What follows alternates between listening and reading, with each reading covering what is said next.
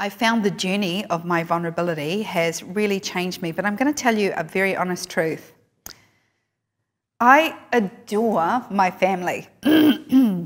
Great people, but we're not very emotionally honest. We're kind of made up of binge drinkers and binge eaters. We tend to be binge drinkers and binge eaters because it's a little bit easier than telling you how we really feel. We're not a big I love you family, and that's okay, a lot of families aren't. But I know when I'm with my family that I feel loved. So as I moved away from my family in 2008, I've walked closer and closer to my personal goals and dreams. And it occurred to me the other day, the further I got from my family, the more true I came to myself. Now, my family do not control my future, and they do not have any impact on my career. They celebrate it, they celebrate me, but we're a very distant family. And it occurred to me that as I went out in the world away from the people that I know every day, I started to become more and more emotionally honest with my friends and with my loved ones and in the relationships that I was building. And it's very different from the life I grew up in. So I could blame my family for holding me back, or I can take what I've learned and go back to my family. So the other day it occurred to me that I should perhaps ring my family and say, you know, I've lost quite a lot of weight, I've become even more successful, my business has taken off, I'm really following my purpose and my true path. And it occurred to me, we don't say I love you or talk about goals or dreams, because although we're an open, supportive family, we're kind of emotionally dishonest. And since I've been away from you, I've become more and more emotionally honest. My friends, all of my friends, text me and tell me they love me every time I talk to them. My parents don't do that. So whether you're a lovey family or a non-lovey person, or you're not a hugger, or you're into hugging, I mean, when I first came to CreativeLive, everybody hugs. And I was so awkward. I was the awkward hug in the family. And now I'm just like, bring it on in, you know. Come on, everybody. I'm so into hugging. Now I've made my family hug each other. Like when I see them, I'm all like, yeah, big hugs. And I'm so into it. It kind of freaks me out. Because in New Zealand, we lean in and kiss. We don't like body contact. So it tends to be more of a air kiss.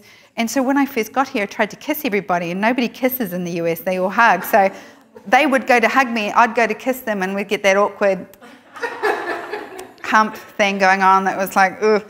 Anyway, it occurred to me that in my emotional vulnerability and my distance from my family, I've become more emotionally honest.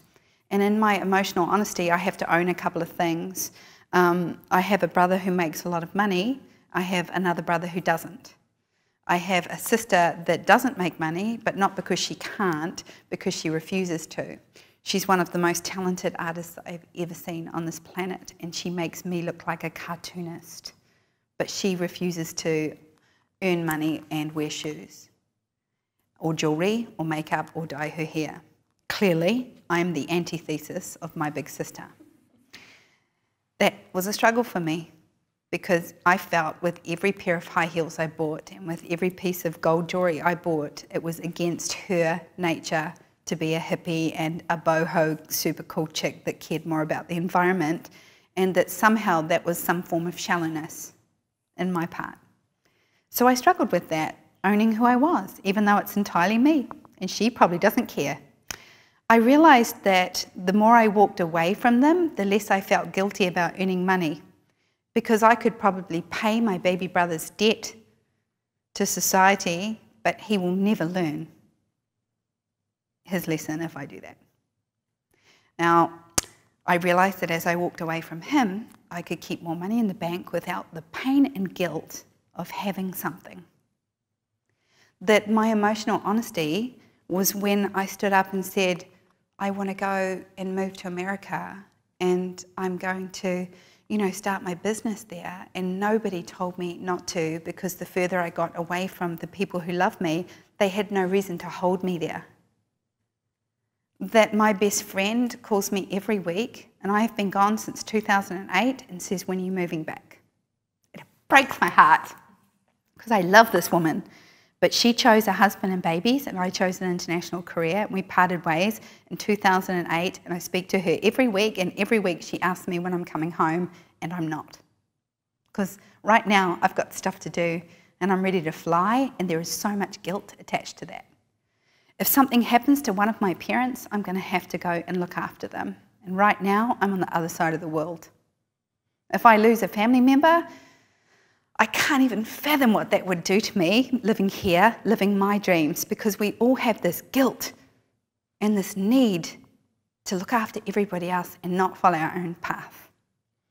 The further I got away from my family, the more I lived my truth. I'm not asking you to move to the other side of the world. I'm just asking you to be emotionally honest with what it is that you want.